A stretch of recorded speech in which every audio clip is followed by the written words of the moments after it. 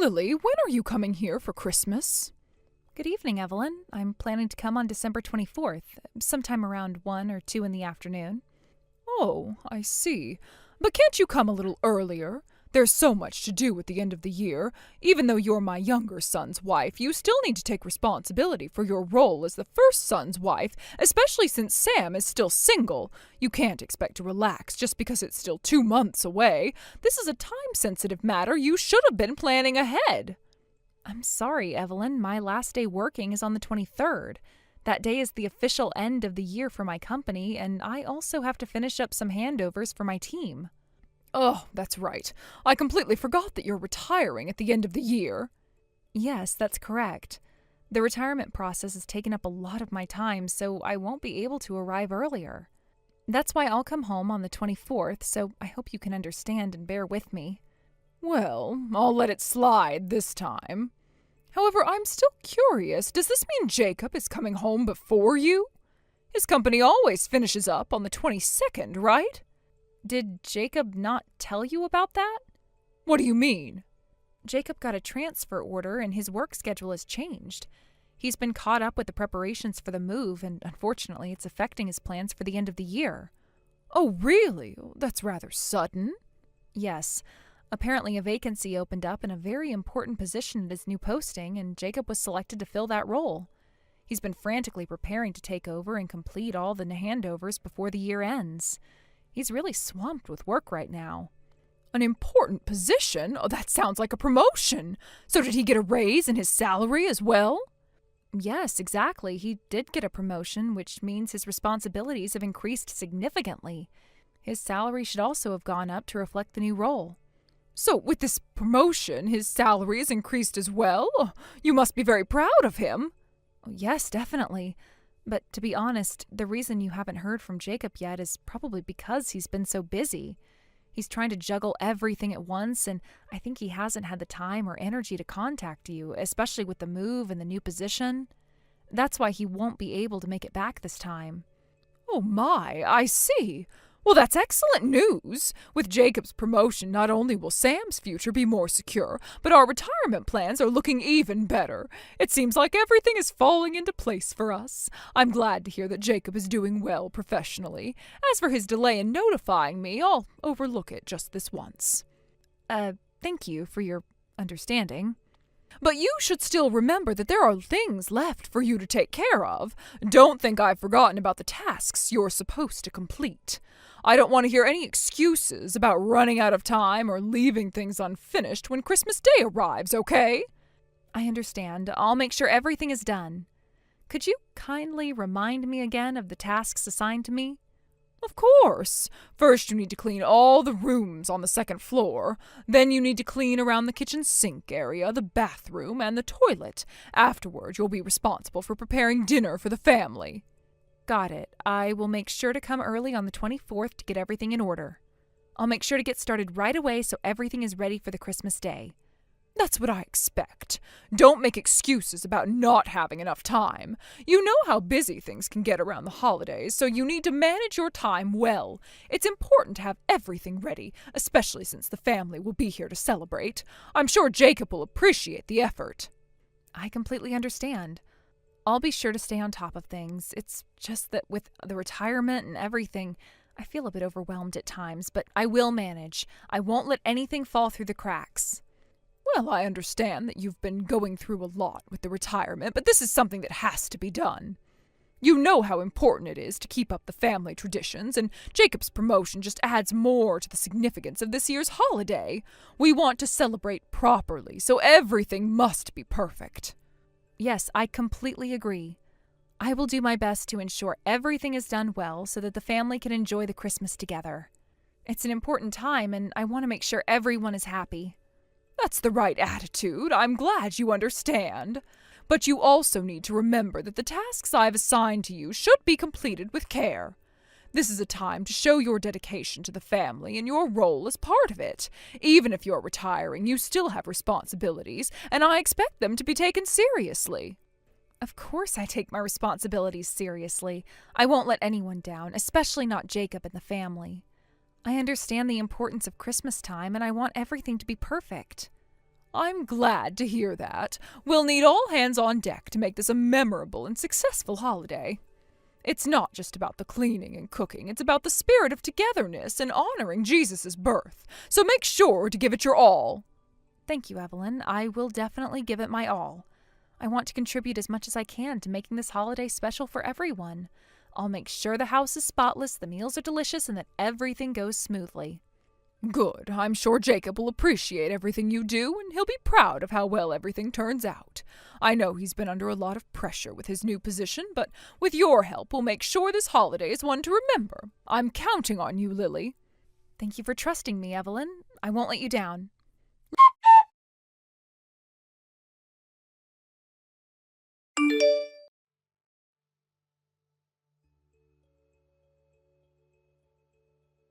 Lily! When I woke up, you were already gone. Where on earth are you wandering around so early in the morning?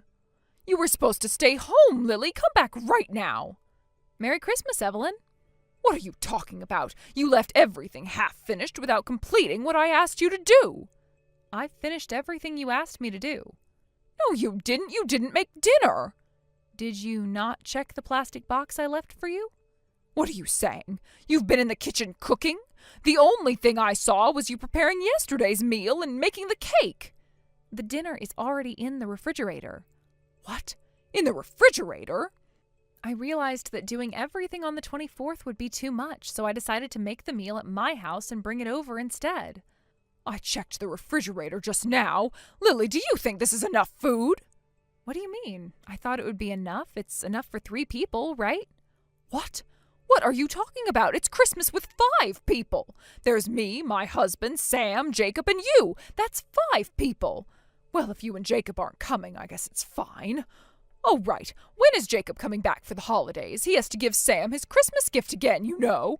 I think $2,000 should be appropriate. When he comes here, whether in cash or through a transfer, I expect $2,000. You should let Jacob know. Also, my husband and I were planning a resort trip next month, and we could use about $1,000 for that.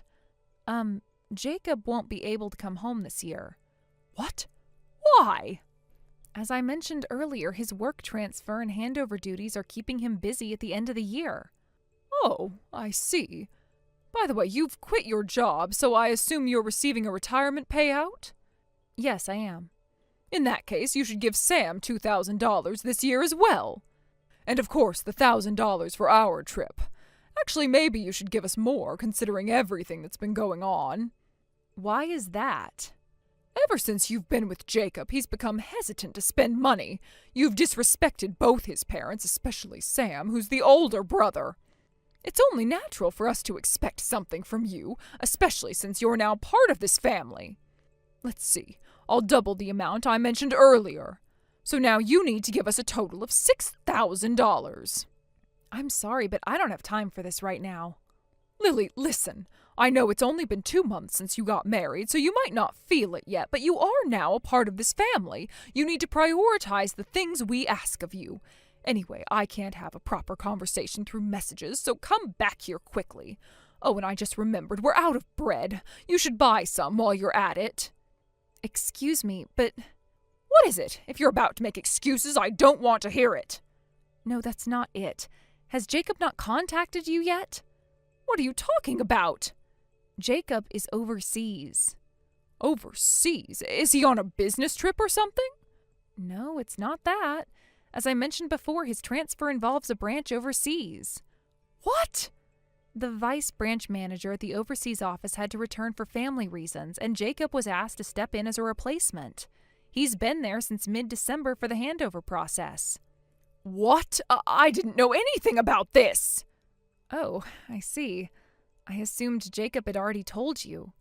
I should have been the one to inform you properly. My apologies.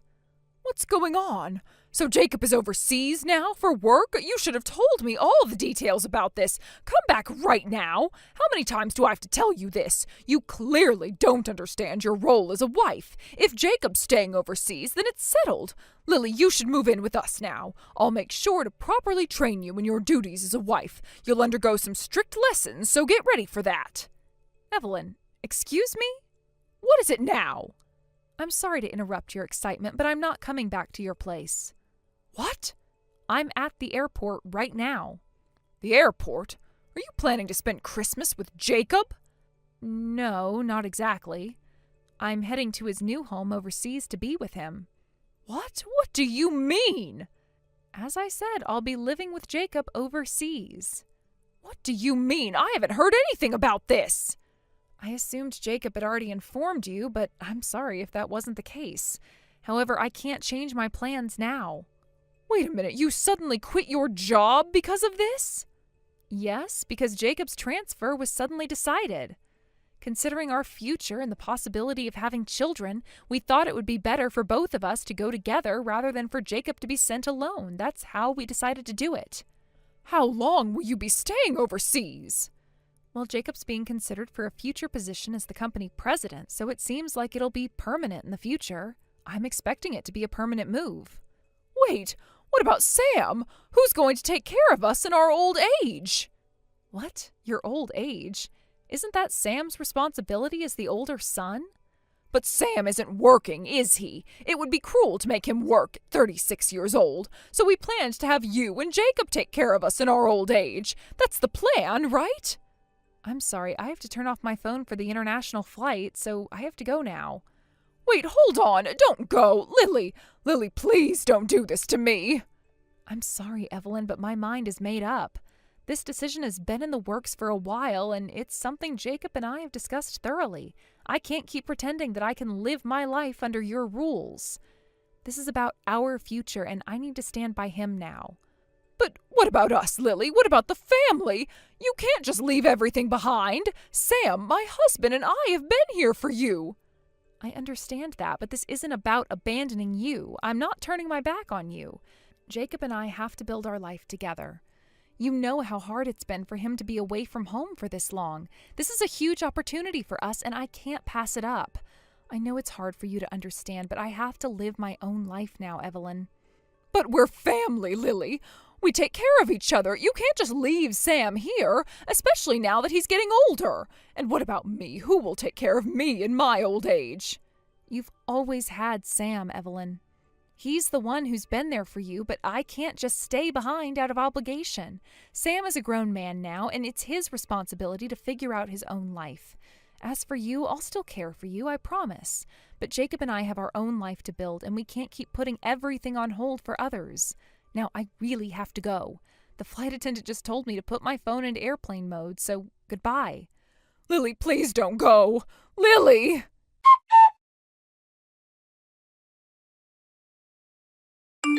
After that, things took a turn with my in-laws. My mother-in-law and the rest of the family, having lost their source of financial support in Jacob, went to his company to demand that his overseas assignment be canceled immediately. They went in person to confront the company, demanding that they pull the plug on Jacob's assignment abroad. Naturally, they were met with cold indifference and turned away at the door. The company was not interested in their requests and made it clear that they would not entertain such demands. It was a humiliating experience for them, but they were not deterred. Even though they were rejected, they continued to make a scene, causing enough of a disruption that the authorities were eventually called. From what I heard, the police had to intervene, and they were taken away. It was a clear indication that they had overstepped their bounds in their attempt to control Jacob's life. Jacob, my husband, was the second son in his family. In Japan, it's common for the second son to be treated as the family member who's expected to care for the parents, often taking on a role of financial support, especially in families where the firstborn son is already responsible for the family business or other matters. Jacob, unfortunately, had been raised as what is sometimes referred to as a sacrificial child. This means he was expected to give up his own independence and needs to serve his family's demands. For many years, Jacob had been nothing more than a puppet in his family's hands. He followed their orders without question, dutifully handing over money whenever they asked, convinced that this was simply what was expected of him as their son. He had been living his life under their thumb, trying to keep the peace and fulfill the role they had imposed on him. But despite the fact that he was constantly providing for them, it never seemed to be enough. There were always more demands, always more expectations. I knew it was hard for him to break away from their influence. He had grown up believing that his happiness wasn't as important as meeting his family's expectations.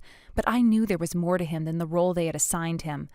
I kept telling him over and over again that it didn't have to be this way. He didn't have to live a life dictated by others. He had the right to be free, to make his own choices, and to live for himself.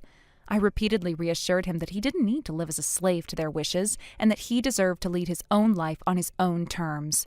But breaking free from that mental and emotional conditioning wasn't easy. It took time, but little by little, Jacob began to understand that he had the right to say no, to stand up for himself, and to create a life that was truly his own.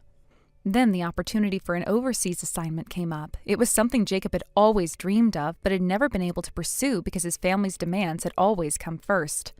However, with the push of encouragement from me and his growing realization that he deserved more, Jacob saw this as a chance to cut the final ties with his family. It was the perfect opportunity to leave behind the stifling grip of his parents and create a life where he and I could live without the constant pressure of their expectations. The timing couldn't have been better. The overseas assignment was the catalyst that allowed Jacob to break away from the toxic cycle that had defined his relationship with his family. Just as the new year began, Jacob made the decision to sever ties with his in-laws once and for all. We moved forward with our lives, leaving behind the emotional and financial burdens they had placed on him. Since then, we've been living a much more peaceful and stress-free life abroad. We've settled into a routine, and Jacob is starting to adjust to his new life, one that is far removed from the constant pressure he faced at home. We found a balance that works for us, and every day feels like a new chapter. We're able to focus on each other and our future together without the constant interference of family obligations and demands. The weight that had been on Jacob's shoulders for so many years has finally started to lift. He's no longer the person he once was, a puppet bound to his family's whims. Instead, he's free. Free to be himself, free to make his own decisions, and free to live the life he and I have always dreamed of. Living abroad has allowed us both to grow, both individually and as a couple. We've been able to step out of the shadow of his family and build our own life without constantly looking over our shoulders. There are still moments when we reflect on the past, but we don't let it define us. We've learned from our experiences, and we've built a future where we can be happy and stress-free, enjoying the peace that comes with true independence. We're finally able to enjoy each day without fear of the next phone call or visit from his family. It feels like a fresh start, and we're embracing it all. We've found a new rhythm, one where we can live for ourselves, make our own decisions, and continue to grow as individuals and as a couple. Our life abroad has become everything we hoped for, peaceful, fulfilling, and full of possibilities. The year-end party is over. I'm so drunk I can't walk, so I'm staying at a colleague's place tonight. I'll head back in the morning tomorrow. Can you make sure to clean the house up so that it's spotless before I'm home tomorrow? All right, understood. Just try not to cause too much trouble, okay? We've received enough complaints now, and I can't take any more regarding you. I know. By the way, I was talking to my boss today about something. It's about my parents. Your mom and dad? What did he say?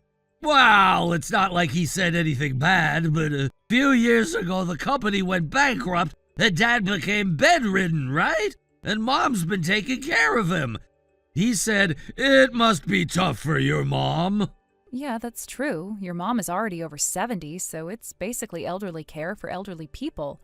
Even though a home care nurse comes, I bet it's still really tough on her. Right, you think so too, don't you? She's pushing herself hard, poor Mom. At this rate, Mom might even collapse too. I'm really worried thinking about it. Yeah, I can see why you'd be worried. So, I was thinking about something. Since it's tough on Mom, do you think you could take over the caregiving for a while? Huh? What do you mean, take over? I mean, go to my parents' house. I want you to take care of Dad instead of Mom. Mom can't keep doing this forever, and if you go, Mom could have a bit of a break, and we'd all feel better about it, right? No, wait a second. You're just saying that so casually, but that's impossible. It takes 5 hours by plane to get to your parents' house. That's not a distance you can travel frequently. And even if we decide you'll go a few times a month, getting involved halfway might just end up being more of a hassle. You don't even have to commute from here, just move over there. Huh? If you don't want to get involved halfway, then it'd be better to move and take over the caregiving full-time, right? I'm fine with living alone for work. Living alone? Are you saying I should go live at your parents' house while you stay here? Wow, I have work here, and I think it would be best if you go. Yeah, that sounds like the best option. If you stay at my parents' house, then we won't have to rush over if something happens. But I have work too. It's just part-time, right? Why don't you quit? Quit? Just because it's part-time doesn't mean I can quit easily.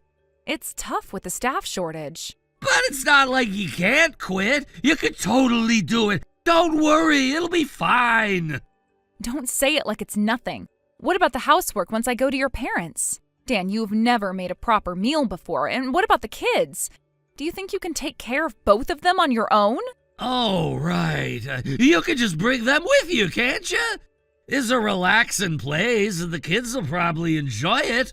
I remember when we brought them to my parents' house last time. They had fun, didn't they? It was just a 2-night stay during summer vacation. If we're talking about moving there, that's a completely different story. There's no hospital, no middle or elementary school nearby, and no trains. How are you going to raise 2 kids there and care for your dad, too, all by yourself?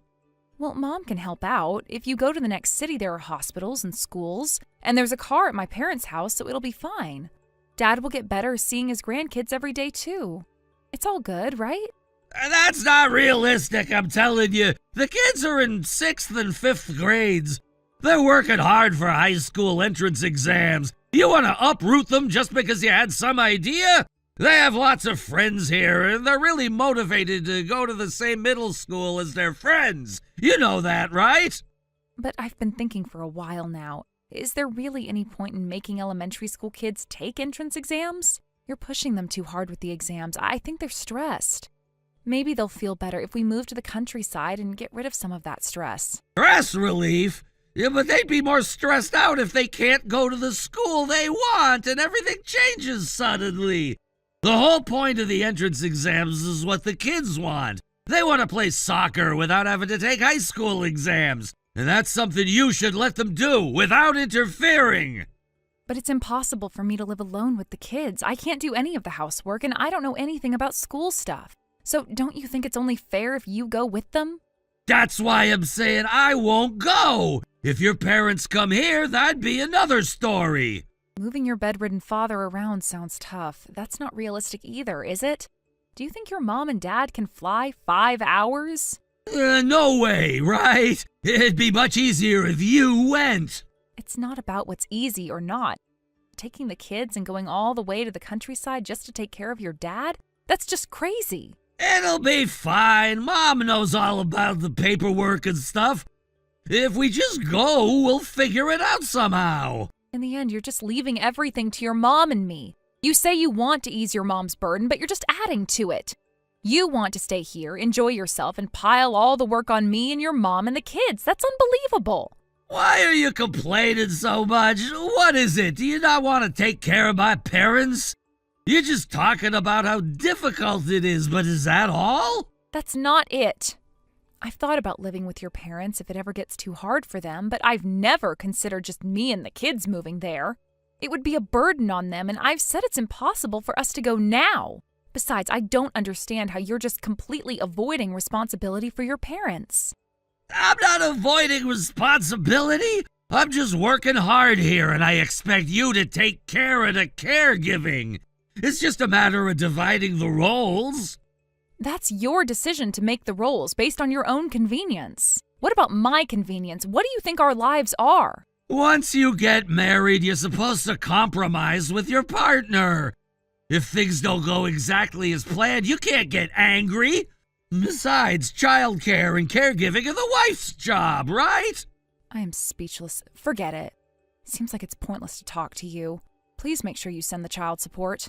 Oh, so you finally understand. Don't worry, I'll send the money. We should act quickly. Let's move next weekend. Pack up your stuff and the kids' stuff. Let's start preparing. Good night. You really only think about what's convenient for you, you idiot.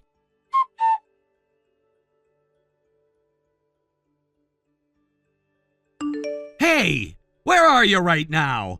When I got back home, all the things I had packed were completely gone. Everything was missing. Did you seriously head to your parents' house already? We had agreed to move next weekend, didn't we? You know, we had a plan in place. I wanted to see you off. I even planned to give you a proper farewell, but now I'm seeing you've jumped ahead of everything. You should have waited. This is a bit too hasty, don't you think? I'm already here at my parents' house. The kids are with me as well. What? You're already there? Wait, I haven't even told Mom that you and the kids were coming to stay. You must have really surprised her, huh? It must have been such a shock. How did it go? Is she happy to see you? Did she take it well? I honestly don't understand what you're talking about. We haven't gone to your parents' house. We are at my parents' house right now. The kids and I have settled in here. Huh? Why are you at your parents' house? Oh, I get it. You're visiting them since we won't be able to meet for a while? Is that why you came all the way here? For a little break before we actually move? That's not it. I've moved in with my parents, and I'm here because I'm getting ready for a divorce. It's happening now. Wait, what?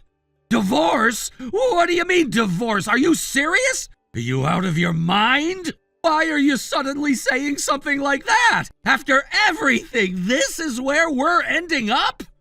I can't do this anymore. I am done. I've had enough of trying to make this work. You keep trying to sacrifice my happiness and my children's future for the sake of just your parents. You never listen to what anyone else has to say, and you keep pushing your opinions like they are the only ones that matter, as if that's how it should be. It makes me sick to my stomach. You're even trying to ruin the kids' exams, which is so low, I can't even believe it. If you keep on like this, I'll have no choice but to get a divorce. I have reached the breaking point. Wait, no, hold on a second. What are you even talking about? All I asked was for you to help my mother. Don't you think my parents are in need? Don't you feel bad for them at all? Why are you so quick to turn your back on them? What's wrong with helping out a little bit? You're mixing things up. I do feel bad for your parents, of course I do, but that's not the issue here. I am not responsible for fixing things for them, and neither is the rest of the family. This is your responsibility. They are your parents. Why am I the one being asked to take on all of this? And now you're going to rob the kids of their dreams for the sake of your parents' situation. Do you really think that's okay? As a parent, I have to ask, what kind of person does that? What kind of parent would take away their own kid's future like that? So what? You're telling me that you're just going to abandon my parents for the sake of your children's dreams? They're so young! Why do they even need to worry about middle school entrance exams? I never had to go through that pressure, and none of my classmates had to deal with this either. This is all overblown. That's not the point. The problem is that you didn't try to find a balanced solution. You could have looked into different options, but instead you chose to put all the responsibility and the burden on me and the kids while ignoring your own family's needs. You never even considered finding a better facility for your mother. You didn't think to look into support programs or other solutions. You just assumed I'd take care of everything for you. Honestly, I am just so disappointed. The kids were upset when I told them about all of this. They started crying, and it broke my heart. They don't want to leave their friends behind. They want to focus on their studies and take the entrance exams. You have to understand, things are different now. The world is different from when you and I were their age. But my mom is in such a bad situation. She needs help. Don't you get it? She'll be devastated if she finds out you've completely shut her out like this. Are you really gonna turn your back on her like this? Taking care of your in-laws is your duty as my wife. That's the right thing to do. Enough already. This whole situation is just an excuse for you to manipulate me and treat me like a tool that's supposed to serve your needs. I am not here to be your pawn, and I am certainly not here to be used for your convenience. If you think the kids are going to pick up on all this, you're wrong. If they see how you're acting, it is going to influence them negatively. They'll learn to be selfish, and that is the last thing I want for them. I've made up my mind. I am done. The divorce is going to happen. This isn't going to work anymore. Why? Why are you doing this? Why can't you just listen to me for once? Do you really think that you can raise the kids alone, just by yourself? You're a part-time worker. You can't possibly handle everything on your own. How are you going to pay for their exams and all the other expenses? You're the one who's going to ruin their future, and you're not even seeing it. You promised me child support, right? You promised that we'd figure it out. I am going to find a job, and my parents will help me. I'm going to make it work. It's going to be okay. So stop acting like everything's falling apart. It's not that big of a deal. I'll handle it. Fine. Then let's try to figure out a way for your parents to come here. I know it's gonna be a bit tough, but it's probably the best thing for everyone involved. I'll talk to Mom about it, see if we can come up with a plan. Just please try to calm down a little. Can we please just talk and work this out? Don't you understand? This isn't about your parents. That was just a trigger. What I'm telling you is that I don't trust you anymore. I don't feel comfortable anymore, and I can't keep living like this. I've made my decision. I am done. I am going to have a lawyer handle everything from now on. I don't want to talk to you directly anymore. You'll hear everything from them. I'll send you the lawyer's contact details, and you can talk to them directly. What? You're really going to do this? You're gonna go behind my back and make decisions without even talking to me? No, wait, this isn't right. You can't just cut me off like that. I don't want a lawyer involved. Please, just think about it for a minute. We can still figure this out. We're a family. We can find a way to make this work. Just come back. Let's sit down and talk one last time. I told you no, I'm not coming back. The kids are fine here with my parents. They can concentrate on their studies without the distraction. We're not going back to your house, not now and not ever. This isn't going to work, and I'm done wasting time. I'm saying goodbye. Wait, hold on. Please, just don't go through with the divorce. Please, give me one more chance. Let's talk without lawyers. We can sort this out ourselves. I'll do anything. Kara, please.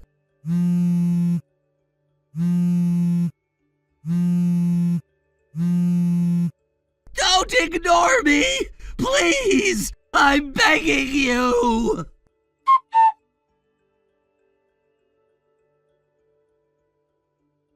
After that, Dan came to my family home, desperately trying to take me and the children back, but he was met with a furious confrontation from my parents. They shouted at him so loudly that he had no choice but to leave in a dejected manner, his head hung low.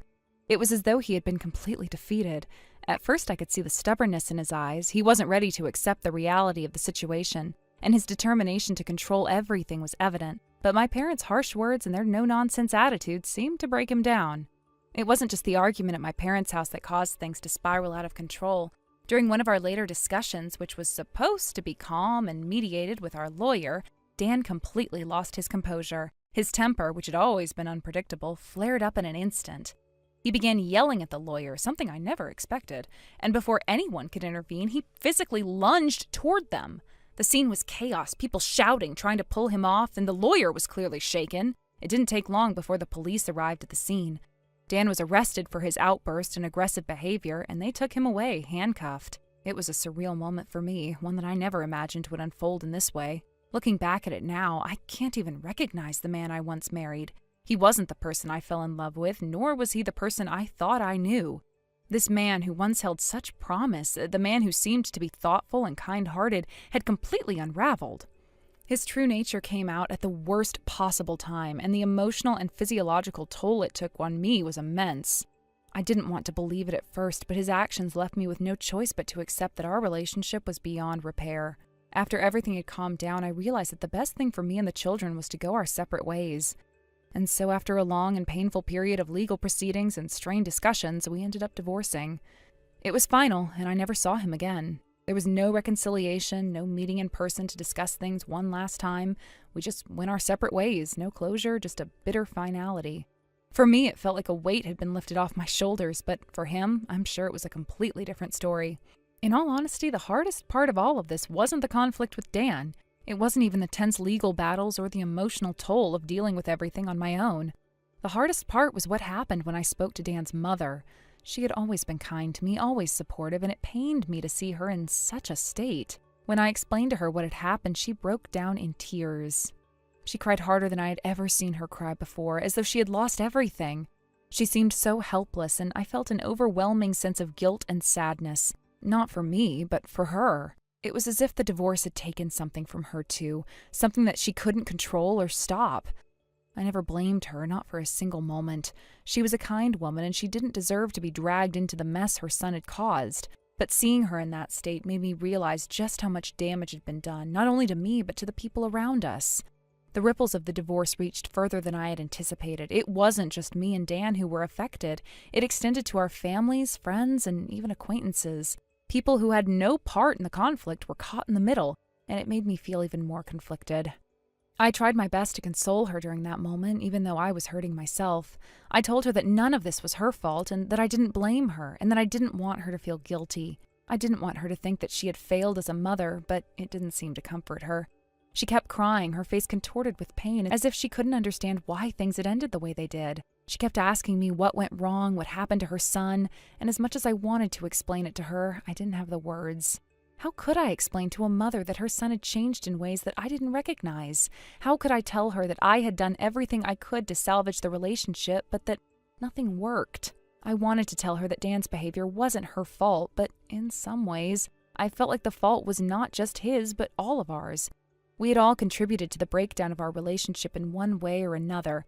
I had stayed for longer than I should have, trying to hold on to something that wasn't there anymore. Dan had tried to force a reality that wasn't true, trying to control the situation and refusing to see the truth.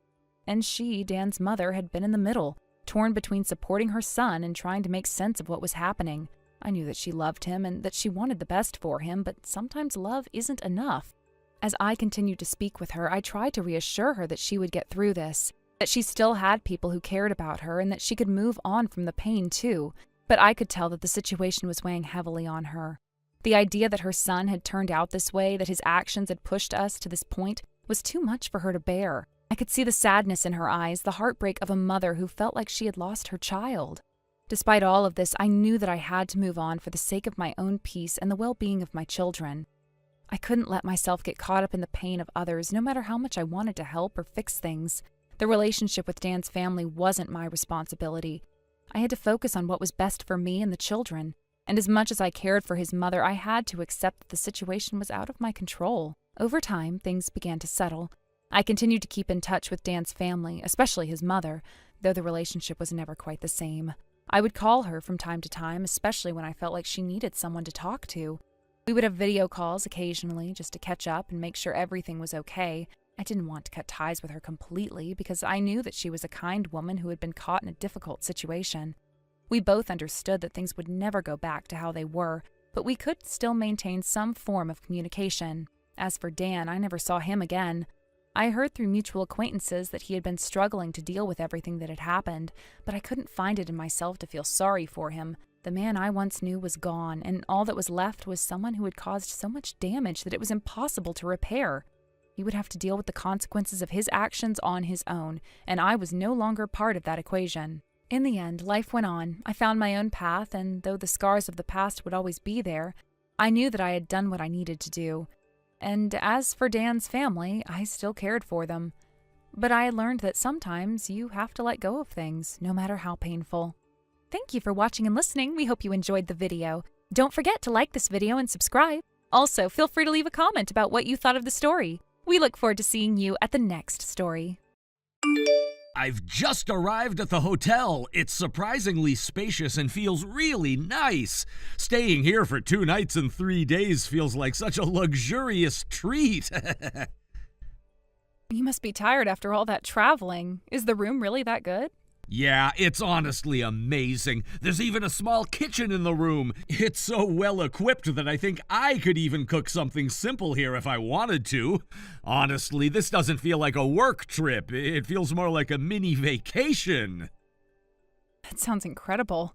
Now I'm wishing I had come along with you on this business trip. I'll bring you here next time when we plan an actual vacation together. For now, I'll just do my best over the next 2 nights and 3 days. But to be honest, I'm already missing your cooking. 3 days without eating your food feels like forever. You're exaggerating, but it's sweet of you to say that. When you come back, I'll make your favorite dish for you to celebrate your return. Even though it's only 3 days, make sure you're taking good care of yourself, okay? Don't skip meals and make sure to eat something balanced and healthy. Don't worry, I've got it covered. You take care of yourself too, all right? Make sure you don't catch a cold and be careful about everything, especially accidents. Yes, I'll be careful. Don't overthink things and just focus on your work there. All right then, I'm heading out to grab something to eat. All right, take care and enjoy your meal.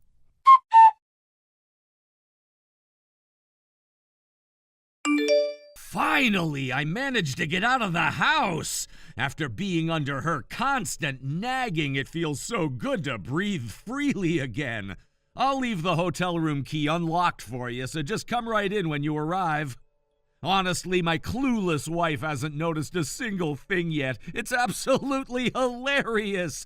She keeps sending me these take care of yourself and make sure you eat messages, like she's my mom or something. Seriously, who does that? She's such a boring old hag. I can't even see her as a woman anymore, not since years ago. I wish we could hurry up and stop having to sneak around like this. I want us to be able to enjoy ourselves openly without worrying about her at all. But for now, just get here quickly. I've been waiting all day for this. Let's have an amazing time tonight. Wait, what? Oh, crap! No, wait! I sent that by mistake! Please, don't think about it. Just forget I ever sent it, okay? Forget it. Are you serious? How could I possibly forget this? What is this? What are you talking about? Am I the stupid wife you mentioned? Who was this message actually for? Tell me the truth, David. No, it's nothing like that. It was just a joke. Yeah, just a stupid joke between friends. I sent it to you by mistake, and I didn't mean a single word of it. A joke? A joke about calling me stupid, about calling me an old hag? And you say you don't see me as a woman anymore? Don't insult my intelligence. Tell me, who were you trying to send this to? It's not what you think. It's just someone I know from school, an old friend, that's all. We were just messing around. I swear it's nothing serious. An old friend? And you invited this old friend to your hotel room? You told this person you couldn't wait to have fun with them? David, just admit it. You're cheating on me, aren't you? What? No way! Of course not! I'd never cheat on you. How could you even think that? How could I not think that, David? This message wasn't meant for me, and it's obvious who it's meant for. You're talking about sneaking around behind my back, calling me names, and planning a secret rendezvous. This isn't a joke. No, you're misunderstanding everything. I love you, okay? You're the best wife anyone could ask for. Why would I throw away everything we have for someone else? Do you really think I'm going to fall for that? If you're innocent, you wouldn't mind if I checked your phone, right? Let me see your messages, David. I can't do that. All right, fine. You win. I'll tell you the truth. Yes, I've been seeing someone else. I knew it. But let's not sugarcoat this. You're not seeing someone. You're cheating. Don't try to make it sound better than it is. I know. I'm really sorry. I didn't mean for things to get this far. Who is she? How long has this been going on? We met at a work party a few months ago. It was just a casual thing at first. She's someone my coworker introduced me to. We've only been involved for about 2 months. Before that, I swear it was completely innocent. A work party? Do you mean a mixer? You went to a mixer without telling me? And now you're trying to convince me it was all innocent at first. Don't make excuses, David. I know I messed up, but it's not what you think. I swear she doesn't mean anything to me. You're the one I truly love. Stop it. You've been bad-mouthing me to her and laughing about it together, haven't you? And now you want to tell me I'm the one you love? Do you think I'm stupid? No, I don't think that at all. I admit I made a mistake and I regret it. But can't we just move past this? Everyone complains about their spouse sometimes.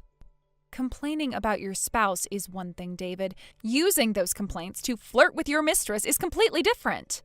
You keep saying you're sorry, but your actions show otherwise.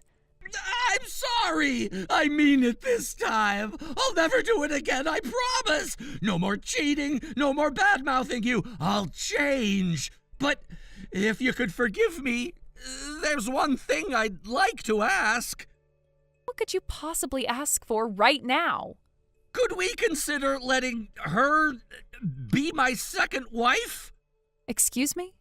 Like a side wife, you know? I'd still prioritize you, of course. You'd always be my number one. I just want to split my love between you and her. She's great at housework, too. I think she could even help you out around the house. Think about it. If we ever had kids, wouldn't it be great to have extra support? Have you completely lost your mind? A side wife? What century do you think this is? And you seriously think you're capable of handling 2 wives?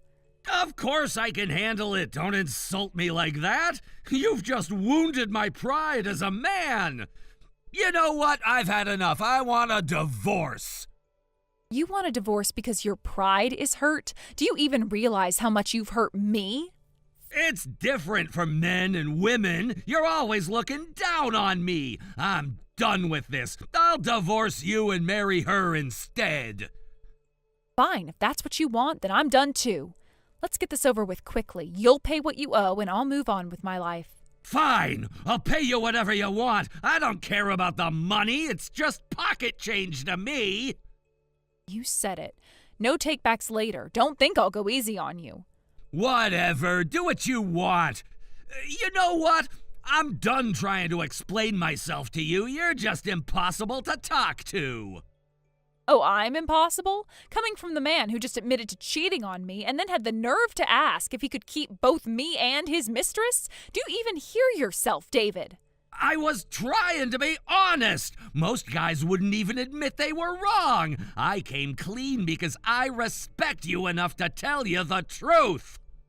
Respect me? You've disrespected me in every possible way. Cheating, lying, bad-mouthing me, and then trying to justify it all like you've done nothing wrong. That's not respect, David. That's just arrogance. Arrogance? I've been the one holding this family together for years. Do you even realize how much pressure I'm under?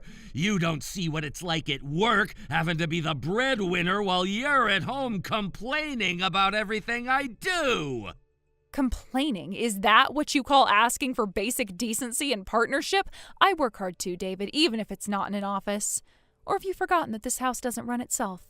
Oh, please, don't give me that. You have it easy compared to me. Easy, is that what you think? Managing everything at home while dealing with your disrespect is easy? Do you even know what it feels like to be constantly belittled by the person who is supposed to love and support you? And do you know what it's like to feel unappreciated no matter how much I provide? You think it's fun coming home to someone who always has something to criticize? Maybe if you'd show me a little more affection, I wouldn't have looked elsewhere. Unbelievable. So now it's my fault you cheated. You're blaming me for your inability to stay faithful? I'm just saying that relationships are a two-way street. You weren't exactly the perfect wife, you know. Oh, I'm far from perfect, but at least I didn't betray you. I didn't go behind your back, disrespect our vows, or drag your name through the mud. I had my faults, but I was loyal. Can you say the same? Look, I already said I was sorry. What more do you want from me? Blood? What I wanted was a husband who respected me enough not to cheat, but clearly that was too much to ask. Fine, you've made your point. I screwed up, but we can't undo the past. We can only move forward. Move forward? With you? After everything you've done? That is not moving forward. That is setting myself up for more pain. You don't even want to try to rebuild what we had? What we had? David, what we had is gone. You destroyed it the moment you decided I wasn't enough for you. I'm not going to listen to what you have to say anymore, David. I'll get in touch with you again later, with a lawyer.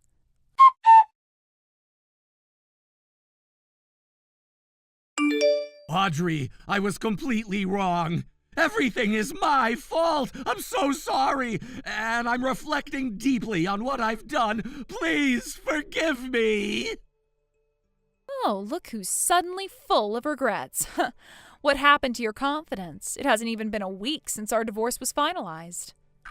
I tried to propose to her, you know, the woman I was seeing. I thought now that I'm divorced, we could get married, but she told me I wasn't the kind of man she could imagine having a good marriage with. She said dating was fine, but marriage? Absolutely not. Then she dumped me on the spot. What the hell is wrong with her? Honestly, what did you expect? No self-respecting woman would marry a man she knows is a cheater. She probably realized if you cheated on me, your wife, you'd eventually cheat on her too. That's not even the worst part. My affair got exposed at work. They found out about everything. Me bringing her to my hotel room during business trips, charging our meals to the company, using the company car to take her to hotels, even borrowing company funds to buy her gifts. Somehow all of it came out. Now they're talking about firing me. On top of that, they might sue me for damages. My whole career is in shambles. Wow, you really outdid yourself. Did you even try to cover your tracks? Company cars have tracking systems and expense reports get audited. You must have left a mountain of evidence. It's worse than you think. You know how small my industry is. News travels fast, and now everyone knows about my affair. My reputation is ruined. I can't get a job at any of the competitor companies. If I switch industries, I'll have to start over completely. My salary will plummet, and I won't be able to support myself. What am I supposed to do? Oh dear, poor you. By the way, I'm the one who told your company. What? You did this? Why the hell would you do that? I needed evidence of your affair for the divorce proceeding, so I contacted your former company. Turns out I didn't even need most of the evidence they provided. We got divorced so quickly it wasn't necessary. You've ruined my life! Do you even understand what you've done? If I lose my job, I can't pay the alimony in installments. Is that what you want? Oh, I'm perfectly fine with that. I already got plenty from the asset division, and I'm not relying on your alimony to survive. Unlike you, I have a stable income and don't need to mooch off anyone. Audrey, please, let's start over. If I can tell my company we've reconciled, maybe they'll reconsider firing me. Reconciled? After everything you did? You've got some nerve asking me that now. I know I messed up, but I've realized something. Losing you made me see how much I truly love you. That other woman, she manipulated me. Please, Audrey, give me one more chance. I swear I'll never cheat again. You swore you'd love and cherish me when we got married, remember? You already broke that promise. Why should I believe you now? Because I mean it this time. I'll prove it to you. I'll do anything you ask. Anything, huh? Okay then, how about this? Disappear from my life forever. No, Audrey, please, be reasonable. I'll lose my company housing soon, and no landlord will rent to me without a job. I'll end up homeless. Just let me stay with you until I can get back on my feet. Absolutely not. Your problems are no longer my concern, and if you keep bothering me, I'll block you. Wait! Please, I'll do anything. Just don't abandon me like this. Oh, so annoying. Blocking you now.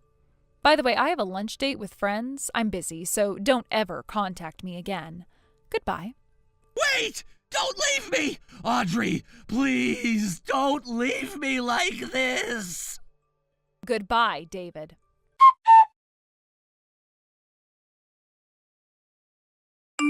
After that, David tried various ways to make contact with me. He would lie in wait trying to ambush me whenever he thought I'd be somewhere. He sent me letters, packages, and even small personal items. It seemed like he was desperate to get my attention, though it was clear he was doing so with a mix of obsession and frustration. At first, I was a bit unsure about what to do. I didn't want to overreact, but at the same time, there was something unsettling about how persistent he was. It felt like he was crossing boundaries in ways I couldn't ignore. So after considering it for a while, I made the decision to contact the police. I didn't want to escalate things unnecessarily, but the situation had gotten to a point where I felt I had no other option. I needed to feel safe again. The police took my complaint seriously, and they were able to track down David. They gave him a stern warning, explaining that his actions were not only intrusive, but could also lead to legal consequences if he continued down that path. It seemed that the warning had the desired effect, as David, who had been so bold before, became noticeably more subdued after that. He stopped showing up at places I frequented and seemed to back off in terms of direct contact. There was an eerie silence where he had once been so persistent. I don't know if he was genuinely scared by the warning or if he simply realized he couldn't keep pushing things further without facing consequences. Regardless, I felt a sense of relief, even though I knew it might not be the end of it. It wasn't long before I heard some unsettling news about David's situation. Apparently, he had been let go from his job. It was unclear whether his behavior had influenced this decision, but the timing was suspiciously coincidental. I had no idea what had been going on at his workplace, but I could only imagine how his obsession might have affected his professional life. If he couldn't maintain his composure and professionalism with me, it was entirely possible that his behavior had been equally erratic in other aspects of his life as well. Losing his job had a severe impact on David. He had also lived in a company-provided apartment. When he was dismissed from his position, it seems like he was also kicked out of the company housing. The reality of his situation must have hit him hard, no longer employed and with no place to stay. David found himself in a dire position. Without a steady income or place to live, he became increasingly isolated. From what I heard later, David had become one of the many people who struggle to find housing, even in the short term. He became what's often referred to as a net cafe refugee. For those unfamiliar with the term, a net cafe refugee is someone who, due to financial difficulties or lack of permanent housing, ends up spending their nights at internet cafes. These establishments typically offer private booths with computers, and many are open 24/7. Some of them even have showers and offer affordable packages for those looking for a place to sleep temporarily. It's a tough and frankly grim situation for anyone to find themselves in, and I couldn't help but feel a small sense of pity for him. While I was also grateful that he wasn't a constant presence in my life anymore, I also couldn't deny the harsh reality that he was now living through. The idea that David, who once seemed to have everything under control and who had been so intent on controlling and manipulating his relationship with me, had now become a person without a job, without a home, was jarring. His obsession with me, which had once felt so overpowering and suffocating, had ultimately contributed to his downfall. He had pushed everything too far, and now he was left with the consequences of his actions. In a way, it was almost poetic. The very thing he had done in an attempt to keep me within his reach had instead led to his complete isolation. He had thought that if he could just make contact with me one more time, if he could just get me to acknowledge him, everything would somehow fall into place for him. But instead it had all unraveled. Now he was living on the fringes of society, surrounded by strangers in a place that wasn't his home, with nothing but his own choices to blame. Despite the complexity of the situation, I couldn't afford to dwell on David's fate. While his actions had disrupted my life in unsettling ways, I had my own path to follow. I had to focus on my work, my friends, and the life I was trying to rebuild after everything that had happened. I couldn't let myself get caught up in what was happening to him, even if it was partly a consequence of his own making. But it's hard not to wonder how things could have turned out differently if David had just respected the boundaries I had set from the beginning. If he had accepted the end of our relationship and moved on, perhaps he wouldn't have found himself in such a devastating position. Instead, his refusal to let go, his relentless pursuit of a connection that was no longer there, had left him with nothing. As time passed, I occasionally thought back to those dark days when I felt constantly on edge, never knowing if David would show up out of nowhere or send another strange letter.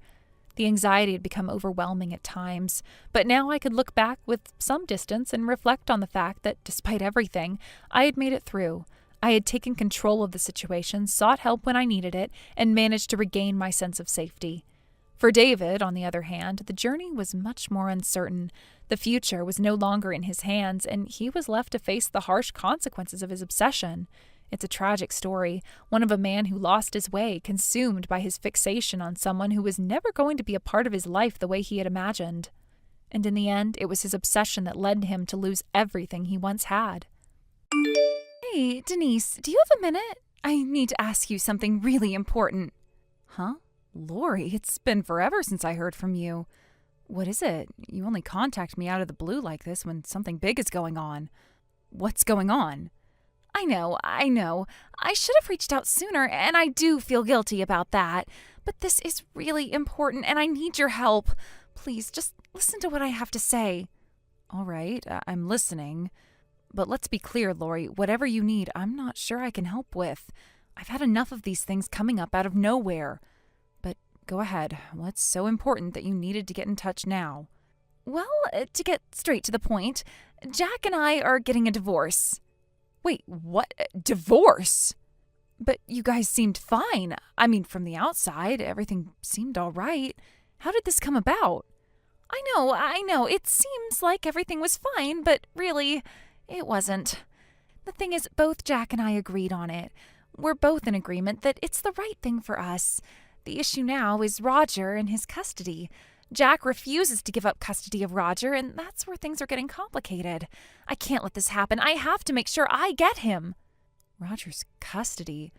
Wow, that's a big deal. I mean, I'm not surprised, I guess, but, well, it's been hard for both of you.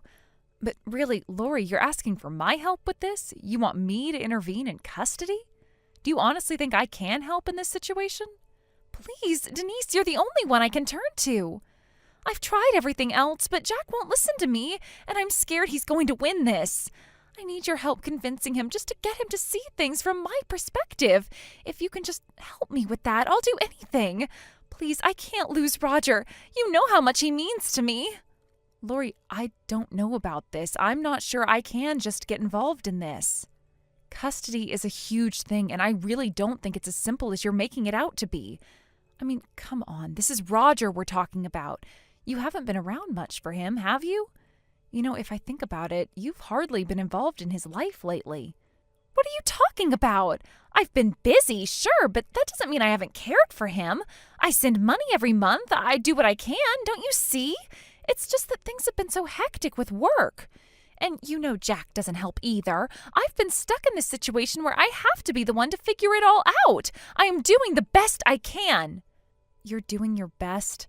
Lori, honestly, if you were doing your best, would you really leave him with us all the time?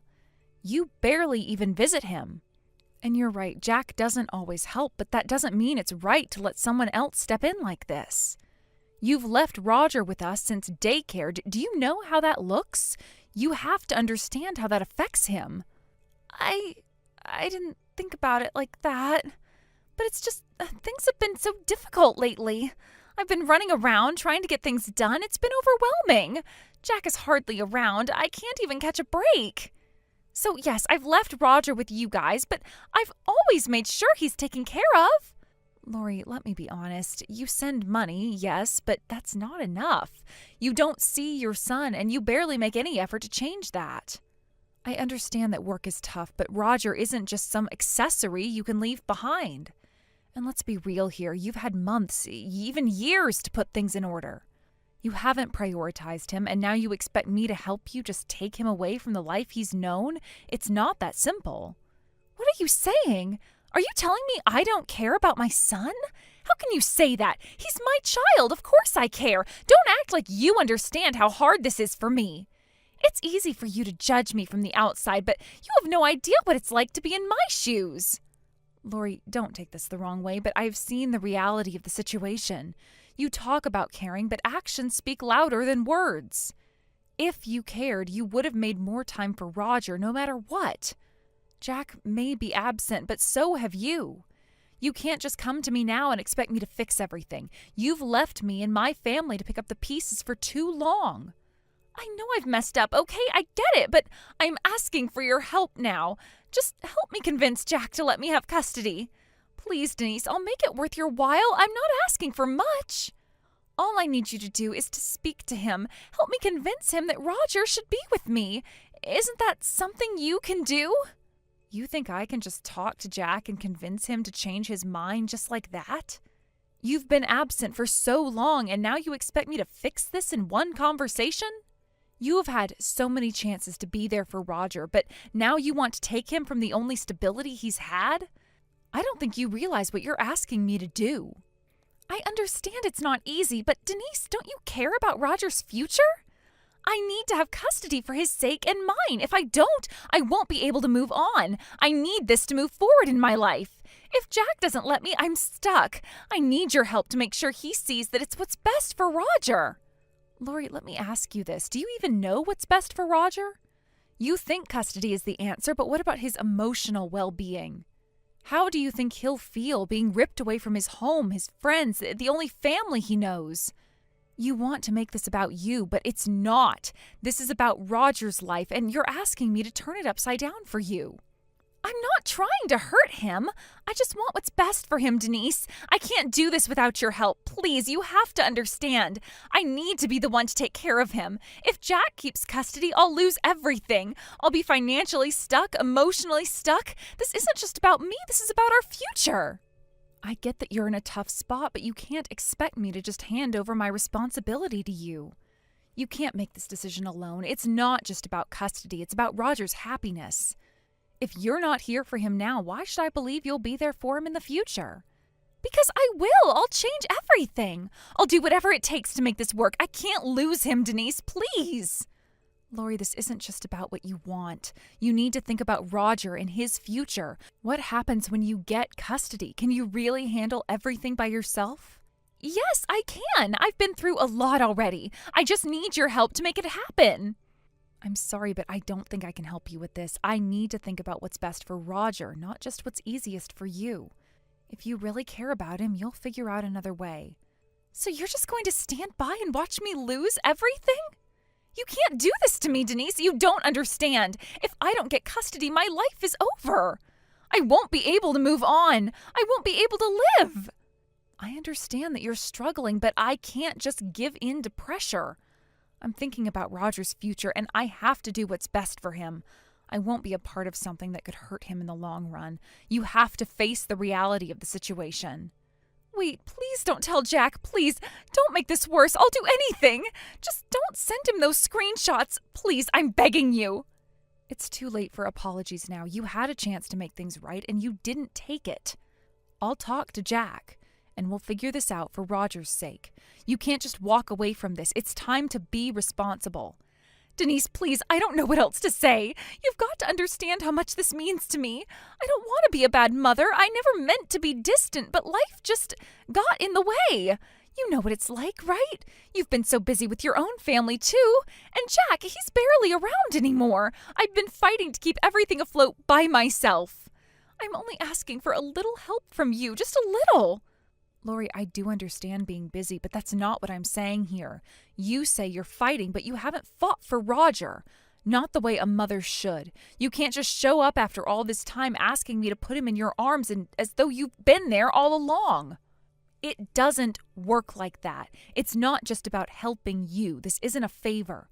You've been absent, and now you want me to undo everything just because you've decided you finally want him back? It doesn't make sense. I get it. Okay, I understand how you feel. I've been absent, but I've never stopped thinking about him. I don't think you realize the toll it's taken on me. Every day, I feel like I'm suffocating. I can't stand seeing Jack with him, taking all the moments I should have had with him. I'm not asking you to just hand him over. I want you to understand that I can make things right if I get the chance. You think you can make things right? You've been absent for so long, Lori. You left him with us when he needed you the most. And I get it, work, life, everything piling up, but you need to understand that a child can't just be left in the background. Roger's been through so much already. How do you think he's going to feel when you suddenly swoop in and demand custody like nothing happened? How do you think I feel watching this all unfold? You don't think I've thought about this a million times? Every day I'm away from him, it eats at me. But what do you want me to do? I can't just stop everything and come running to him. I have a job, responsibilities. I don't have the luxury of being at his side every second. But I can be there for him now. I can make up for the time I lost. And that's where I'm struggling, Lori. You keep saying you'll make up for lost time, but how do you actually do that? Time doesn't just come back. You can't rewind and undo what you've missed. Roger's not a doll you can just pick up and continue playing with. He's a little boy who's had his own life, his own needs, and for better or worse, he's been growing up without you. How can you fix all of that in one fell swoop? How can you prove that you're capable of giving him what he needs now? I can prove it. I can show him that I'm here. I'll take time off work. I'll hire help if I have to. I can't do it alone, but I'll make sure he's okay. He deserves to have a mother who's there for him every step of the way. I know Jack's been doing his part, but I'm his mother, Denise. Why can't you see that? I'm the one who gave birth to him. He is my son. I should be the one raising him. It's not that simple, Lori. Yes, you gave birth to him, but being a mother is about more than just biological ties. It's about presence. It's about support. It's about consistency. And Roger has been getting that from Jake, from my family, from all of us. He's been living with us for so long now that it's impossible to ignore the bond he's formed with us. You can't just waltz in and claim him now as if nothing has changed.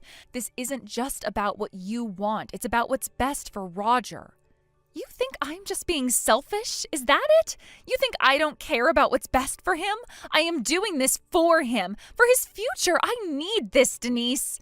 Without Roger, I don't have a future. I'll be a failure in his eyes. I'll lose everything I've worked for. I can't go back to a life where I am nothing more than a visitor in his world. And if Jack gets custody, that's exactly what I'll be. Well, that's too bad, Lori, but there's no use crying to me about all of that anymore. I have to get going now since it's time for the kids to go to bed. If you have anything else to say, wait for Jack's lawyer to get in touch with you. And if you try contacting me any more about this, I will block your phone number. Denise, no!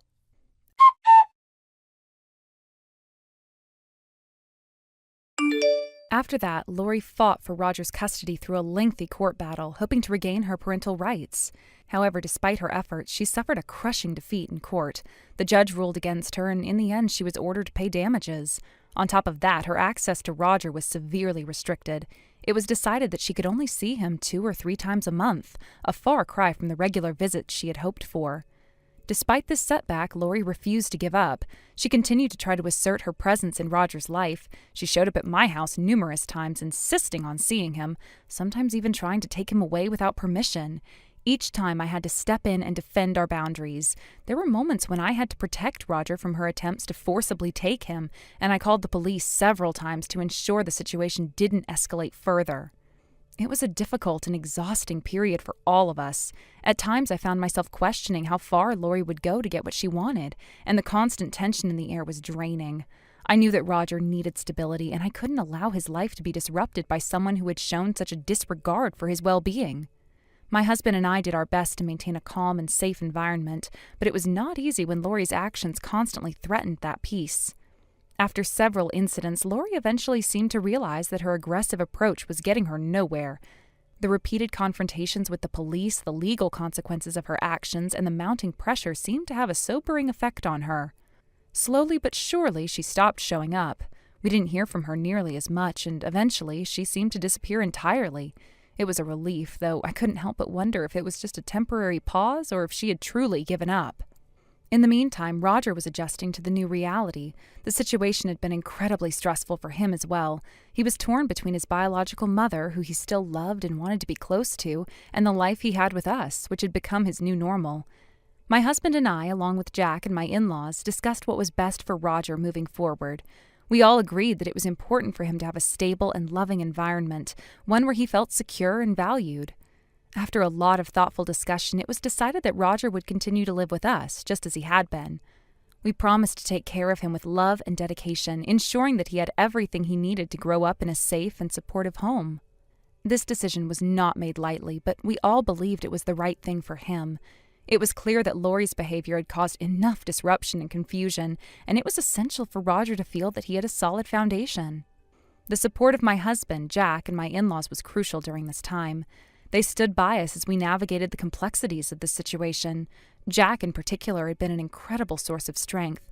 He was understanding and patient with Roger, providing the emotional support that he needed without pushing him too hard. He had always been a good father figure to Roger, and now, more than ever, it was clear that Roger needed that kind of stability. I also made sure to maintain a sense of consistency in Roger's life. I continued to encourage him to build friendships, to engage in activities that made him happy, and to feel empowered by the love and care he received from our family.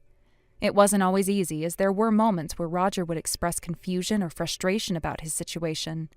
But we did our best to assure him that he was loved and supported no matter what. In the months that followed, we watched as Roger slowly adapted to the changes in his life. He started to find comfort in the routine we had established for him. We continued to provide him with emotional support, reinforcing the idea that his feelings were valid and that he didn't have to choose between his biological mother and us. He could have both in different ways, but his primary home, his place of safety, would always be with us. Though Lori had tried so hard to disrupt our family, in the end her actions only strengthened the bond between us. The love and commitment we showed to Roger, the way we stood by him when things got tough, helped him realize that we were the ones who truly cared for him. We had always put his well-being first, and that's what mattered most. Thank you for watching. Please subscribe and hit the like button. See you next time.